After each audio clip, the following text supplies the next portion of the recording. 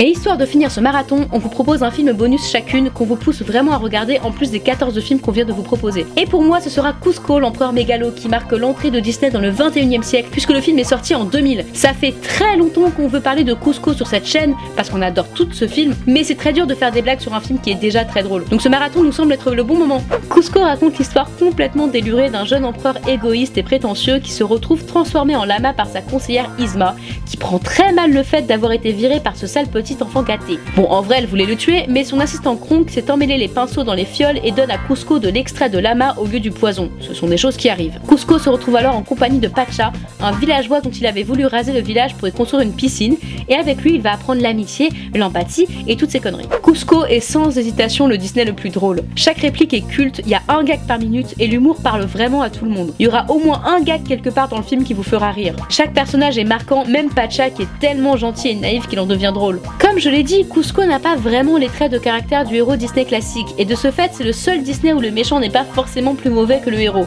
Rien ne dit qu'Yzma n'aurait pas fait une meilleure impératrice. Après tout, Kuzco n'en a rien à faire de la vie de ses sujets. Il balance un vieux par la fenêtre pour lui avoir pourri son groove et ne voit aucun problème à raser tout un village pour son petit plaisir personnel. Il est même prêt à laisser Pacha crever sur le pont alors qu'il lui a sauvé la vie à plusieurs reprises. Sérieux, on dit souvent que Mulan est l'héroïne Disney qui a tué le plus de personnes avec l'armée des Huns, mais qui sait combien de citoyens innocents Kuzco laissait pourrir en prison? Enfin bref, c'est justement cet esprit un peu cruel qui rend le film aussi drôle. Il diffère vraiment du reste de la filmographie Disney. Le personnage le plus hilarant reste Kronk. Le mec a même le droit à sa propre musique de fond quoi. Et les passages où il discute avec son ange et son diable d'épaule sont juste mythiques. Pas étonnant qu'il soit le héros de Kuzco 2. Et puis c'est le méchant le plus gentil depuis James de la Team Rocket. Ce qu'il faut savoir, c'est que Kuzco a failli ne jamais exister. À la base, ça devait être une réadaptation du conte Le Prince et le Pauvre. Kuzco et Pacha étaient censés avoir le même âge et échanger leur place de villageois et d'empereur pour découvrir la vie de l'autre. Yzma était une sorcière qui voulait supprimer le soleil, dont les rayons la faisaient vieillir, et pour supprimer le soleil, il fallait qu'elle change l'empereur en lama.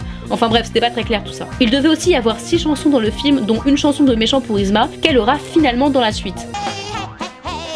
Je me sens comme un bébé, c'est ma plus belle journée, et j'ai vraiment la pêche.